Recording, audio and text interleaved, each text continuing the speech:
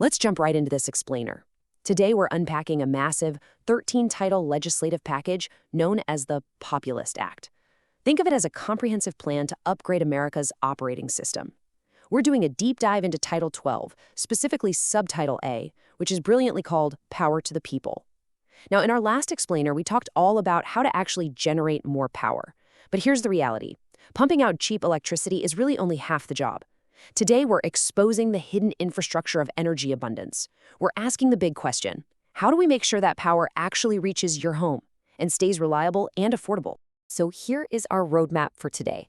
We're going to cover connecting the national grid, highways and grid on-ramps, optimizing existing infrastructure, protecting captive ratepayers, community and household power, and finally, upgrading America's operating system.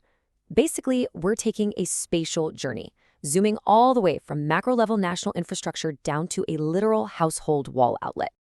Right off the bat, we have to understand the core bottleneck here. Abundant generation? Absolutely useless without abundant delivered power. Think about it. Generating cheap power in one state doesn't help anyone if a weak grid traps it behind regional seams. If the pipes connecting our electric systems are too narrow, we end up with stranded low-cost energy, crazy regional price spikes, and total isolation during emergencies like winter storms or intense heat waves. We desperately need a grid that can actually move the power we generate.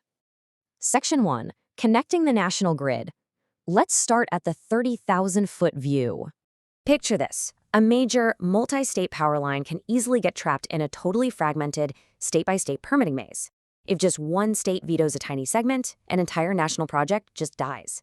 It's incredibly frustrating. To fix this, the Act creates a unified federal certificate pathway for qualifying large-scale projects. We're talking massive lines here, crossing at least 2 states with a capacity of over 1,000 megawatts. This isn't a blank check. The legislation explicitly preserves essential safeguards, like public participation, landowner compensation, and tribal consent. Now, this is all about neighbors helping neighbors during a crisis. The Act creates a minimum formula for interregional transfer capacity. It establishes a capacity floor so we can move power reliably when things go wrong. Notice the math here. The minimum requirement is the lesser of 30% of present-day peak demand or the existing capability plus 15%. This is super smart because it ensures poorly connected regions don't have to somehow meet an impossible standard overnight. And to be absolutely clear, this is a requirement for the capacity to move electricity. It is not a mandate that a region must import 30% of its daily energy. It's just about making sure the pipes are there when you need them. Section 2. Highways and grid on-ramps. Let's look at the actual physical routes this electricity takes. I absolutely love this analogy: an interstate highway system for electricity. The Act directs the Department of Energy to designate National High Voltage Direct Current, or HVDC, corridors. Think of these as high-capacity priority lanes, linking areas of low-cost generation directly to major load centers hundreds of miles away. Just like real interstates didn't replace our local roads, these corridors wouldn't replace the regional grid.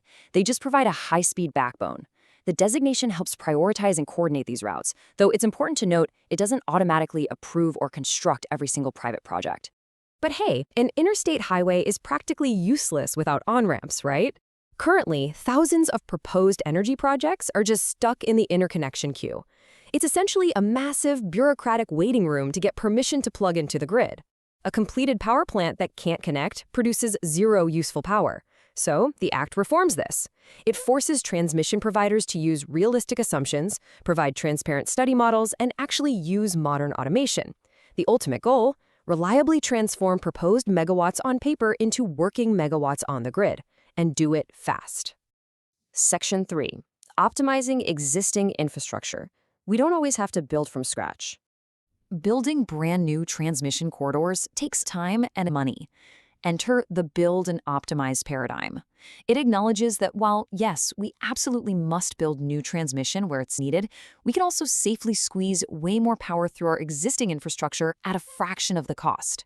It's kind of like realizing you don't always need to build a massive new bridge if you could just optimize the traffic flow on the one you already have. We achieve this through grid-enhancing technologies, often called GETs, and these are seriously cool. Take reconductoring. That just means swapping out old wires for advanced ones on the exact same transmission towers. Or dynamic line ratings, which use real-time weather data. Think about it. A cool, windy day means a wire can actually safely carry more power than a fixed conservative estimate would allow. Then you have advanced power flow control, acting like smart traffic management to actively steer electricity around known bottlenecks. The Act actually provides shared savings incentives to utilities that deploy these low-cost, high-reward tools. Section 4. Protecting captive ratepayers. This one is incredibly important for all of us paying an electric bill. Regulated monopoly utilities don't operate like normal competitive businesses. You and I, the customers, are captive. We can't just shop around. The Act draws a really clear line here in the sand. Energy abundance should not give utilities a blank check to inflate their guaranteed rate bases or push non-service costs onto us. Expenses for political lobbying, campaign contributions, investor relations, and, yes, no joke, luxury executive aircraft are strictly prohibited from being recovered through your monthly electric bill. The Act also sets an initial 3% risk-free administrative rate for utility returns. Now, this is not some hard, unyielding profit cap. It is a baseline benchmark. If a utility wants a higher return, they have to provide clear, convincing evidence of specific risks that their shareholders are actually bearing. It's about aligning the financial reward with actual risk, rather than just guaranteeing sky-high profits for a risk-free monopoly. And to further protect us from unnecessary, bloated mega projects, this rule ensures that before a utility gets favorable rate treatment for massive new capital spending, they have to prove it's actually prudent.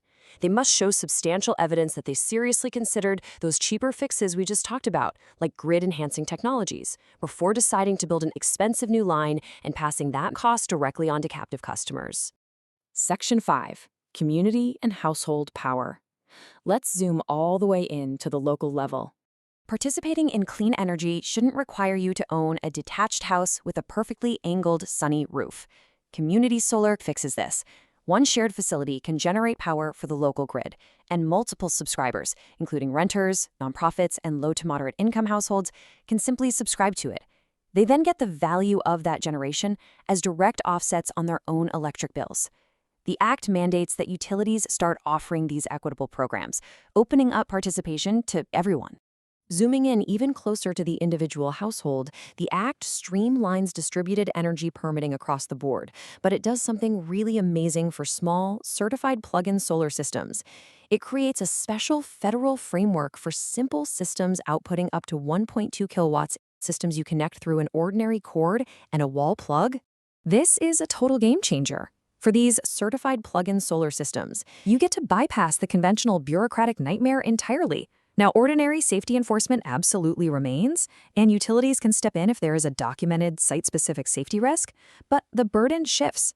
As long as the equipment is certified by a recognized lab and you don't have to rewire your house, just plug it in. Literally, power to the people. Section 6. Upgrading America's operating system. Let's bring this all together.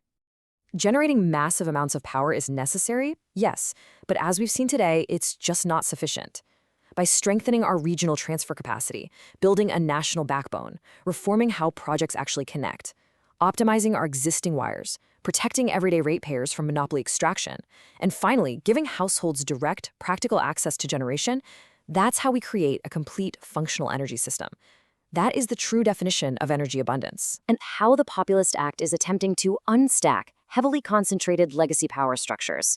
It takes an energy system that's currently bottlenecked and monopoly-driven and upgrades it to deliver a bright and bountiful future for everyone, from the giant national corridor all the way down to the plug in your living room wall. In the 21st century, we the people can represent ourselves outside of the two-party system. Visit votewithbrian.com to explore the Populist Act and learn more about the partnership of ordinary people working to transform the 2026 election.